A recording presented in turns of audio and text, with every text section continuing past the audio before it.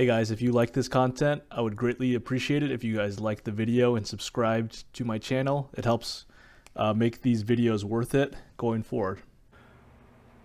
What's up guys, AllCoinSherper here with the crypto market review. As always, this is not financial advice. I am not an expert to your own research. Today I'm just going to review Bitcoin.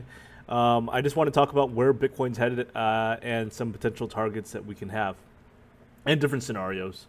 So here we have this overall SR line on the weekly at 24K. This is BTC USD on the weekly. This seems like an interesting area, and price already tagged it. Also interesting that price already tagged the 200-week EMA, and this is going to be different depending on the overall chart and exchange that you trade on. But this remains an area of interest in my opinion, 24K. I want you to just keep that area in mind, and I already highlighted it. But it's important to also note that the 200-day EMA also just got lost.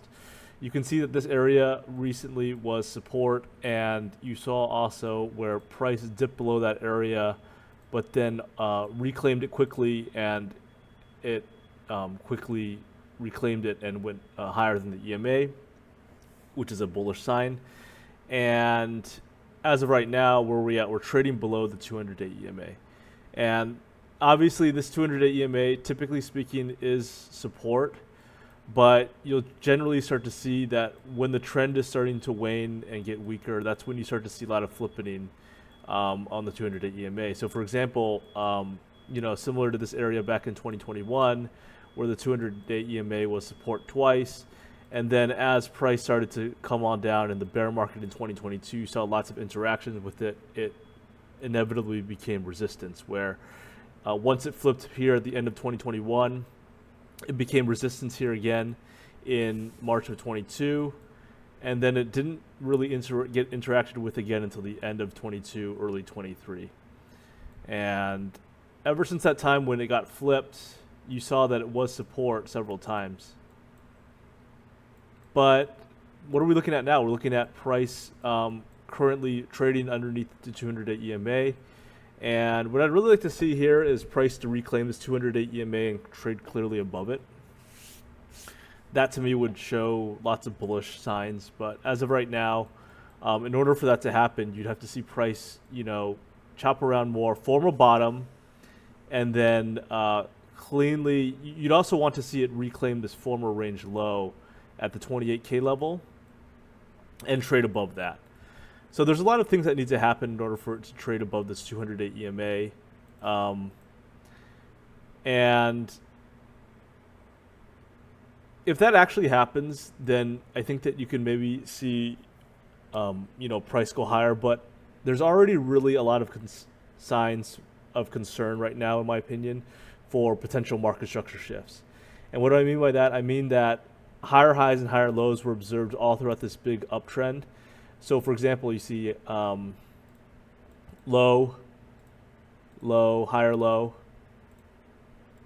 high. So low, high, higher low, higher high, higher low. And this right here was very concerning because this was not a convincing higher high. I made this comment as well earlier where it's very concerning that price wasn't able to cleanly break above this level. Now, sure, we had some fake outs and deviations, but it was never able to cleanly break this 31K level. So, sure, you can technically say, yes, sure, this is a higher high, but it's not very convincing. And one thing that I really liked, Crypto Credit says that highs and lows stand out to you on the chart. So this to me wasn't really a higher high. And if you say that this was the recent low, well, then it broke below here on this wick. Now, again, I think it's dependent on the chart that you trade at. I think that if you look at some other charts, so here's the Bitstamp chart. This one obviously didn't go as low. This is the Coinbase chart. This one didn't go as low either. This is the Bitfinex chart. This one went below. This is the BitMEX chart. This one below. So it's really dependent on the overall chart that you're looking at, in my opinion. But nonetheless, this low that we're seeing right now is very important, in my opinion. And I think it's really important to see where the next high is printed. So, you know, I'm already concerned right now because this, in my opinion, wasn't really a higher high. And in my opinion, again, on other charts, this is a lower low. So what we could be seeing is equal highs and then a lower low. And if we see where this next low is printed, or the next high, I'm sorry, you know, say we see a move up to like 28, 29K, come back down, and then this, in my opinion, would be the total breakup market structure at this point. And at this point, I think that we're just trading back lower to the 20Ks, like low 20Ks, in my opinion. This is one scenario. So I think that there's a few different scenarios overall that we can see in the short term.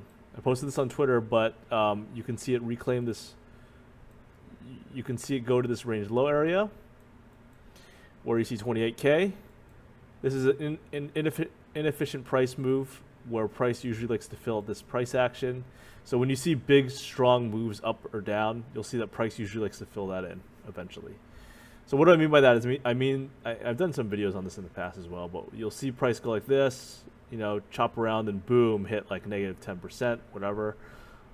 Big wick and then volatility and then like just a sense of calm and no volatility. Generally speaking, you'll see price want to like chop up and fill this gap and then potentially trade lower. And same thing happens to the upside where you see price go all the way up and then you'll see this and then you'll see it come on down and then go back up again. So this is one scenario that I'm personally viewing right now is we're price forming a short-term bottom. We chop around a little bit more and then we come back up higher, 28K, and then certainly possible to come back below after that. That's one personal scenario that I'm checking. There's basically three scenarios that I'm looking for. This is one of them where we have like a lower high and then come down. Another scenario is that we chop around, we go up higher, reject initially from this 28, 29K level, consolidate, and then we reclaim. At this point, you know, everything is seemingly dandy, and then we're like okay again. But I find this to be a lower probability scenario personally. And then the obvious other scenario is that we're chopping around here, and then we break down, and then we find another leg down.